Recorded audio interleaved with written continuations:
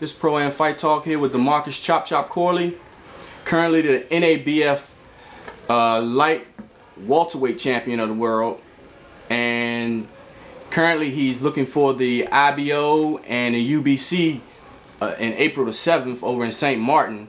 Tell us a little bit about that fight there. Looking to put on a great performance over in St. Martin.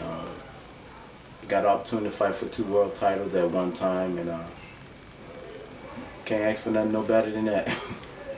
And you look like you got a little momentum going coming from January 21st, you know, getting the title back after the young guy, I forgot the guy's name. Gabriel Brasul, but that guy came in being a little overconfident, thinking that you were going to be a veteran fighter to make his record look good because he will have a win over that. But you made him see a different light.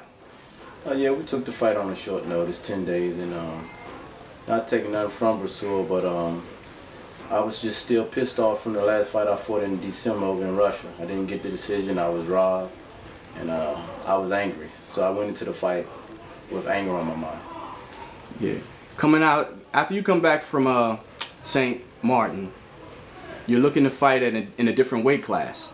Yeah, I'm looking to go down to 135 after I defend my NABF title, and we're going to campaign at lightweight and bounce back and forth 140, 135, both weight classes. Will that be with Lou DiBella or after you finish the contractual stuff with Lou DiBella? We're going to do both with Lou DiBella. We're going to campaign. Lou's going to work it out where we can fight at 35 and 40. Cool. So, being the veteran that you are, it seemed like you rejuvenated yourself. You stayed working out. You stayed in shape, and you're taking on a lot of fights. And at campaigning at a different weight class, what other fighters you think you're gonna be going after? Well, I'm chasing Antonio DeMarco at 135 pounds, and also Danny Garcia at 140. Both carry the WBC title, so whichever one I can get first would be great. But not excluding no other fighters out there, which is Brandon Rio, a couple other fighters I can't name off the top of my head, but whichever ones that's in the top 10, we want to fight them. Let me see. You're proving yourself right now to be one of the top fighters in the world and one of the best fighters in this area, which is Washington, D.C., Maryland, and Virginia. And out of these fighters here in D.C., you seem to had the most travel, you know, and which is a good thing. You know, being young and as you pretty much seen the world exactly just as being a boxer. Most fighters spend most of their time just fighting right here in the United States. I can say boxing has really sent me places I never thought I would be, and I enjoy traveling and I love experiencing the world and seeing other places. So tell the folks what countries you've been visiting so far. I've been to Australia, Argentina, Moscow, the UK, Kazakhstan, Denmark. I mean, I've been to England. The list can go on. I mean, I've been to so many countries, I mean, and so many states just back home. I mean, I have traveled all my life since I was 10 years old. Oh, let's back up a little bit to the after the January 21st fight, you had your title, and then you were invited back out to Seattle, Washington. Yeah, after we won the title, we were invited to go to Seattle, Washington to see Ruslan, who I fought in December, see him fight on ESPN. So we went out there to Seattle, Washington to watch him fight and sit ringside and see his performance. I would love to get a rematch with him, but Ruslan and him don't want no more part of me. Okay, so being 37, headed towards 38 in what, June or July? June 3rd. In June 3rd.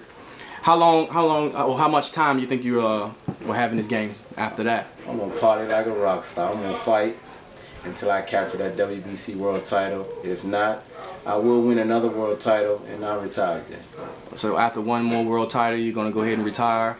Yep. And then, so actually before I even get to that, you've been fighting for a long time now. So what keeps you motivated and keeps you going, you know, as a fighter? The hunger in the sport of boxing, I have a passion for it. I mean, that's why I was able to fight at 140 pounds for 17 years. I take care of my body. I don't drink, I don't smoke.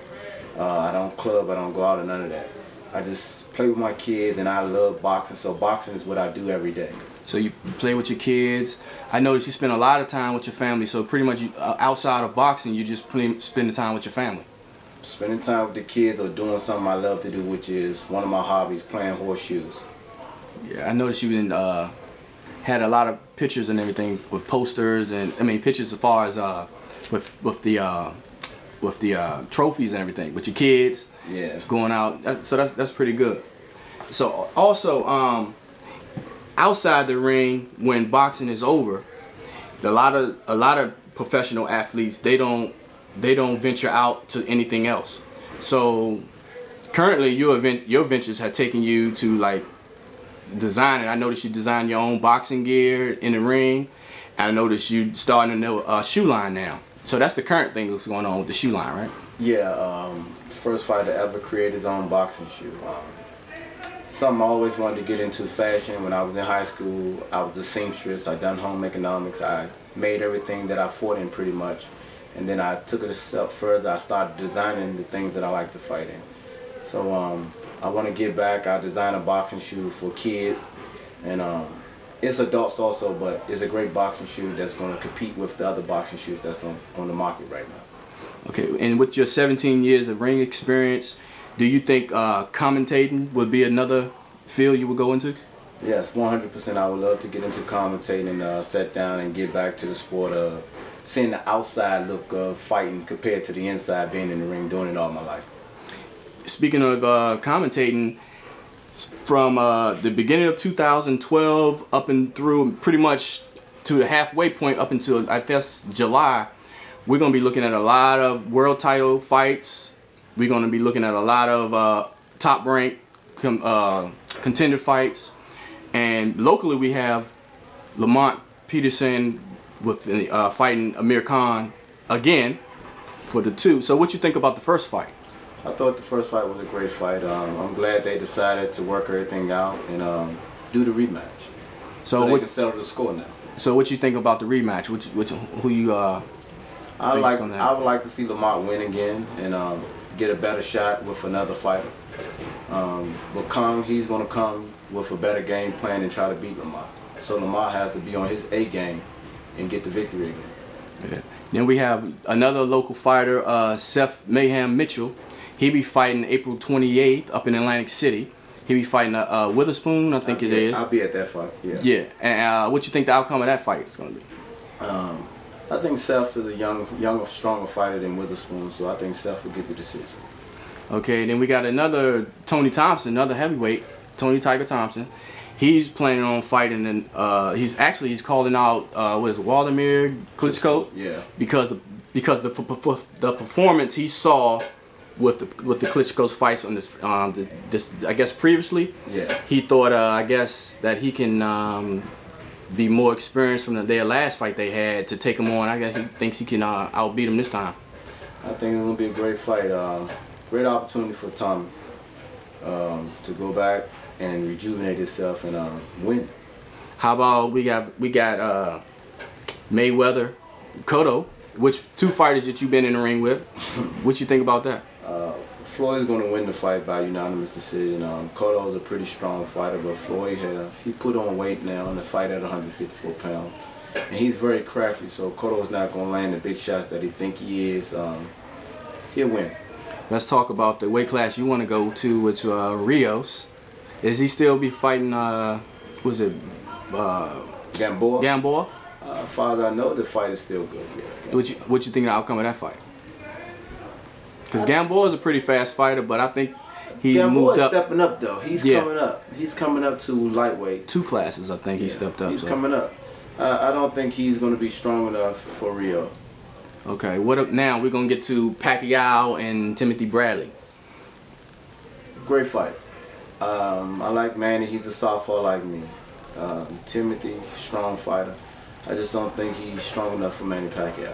What do you think about Mosley coming back? Whatever. No, that okay. No comment. No comment. All right. He gonna lose. He gonna lose. Okay. All right. So there we have it. Future commentator, current NABF champion, future IBO UBC champion. In the works, April 7th. 12 days. In 12 days in St. Martin, which I guess you'd really be happy to go to. It'll be first time there? First time, great experience for me coming up. All right, we look forward to hearing back from DeMarcus Coley. I'll see you at the airport when I get back. All right, that's it with DeMarcus here with Pro Am Fight Talk with Juan Marshall. Thank you.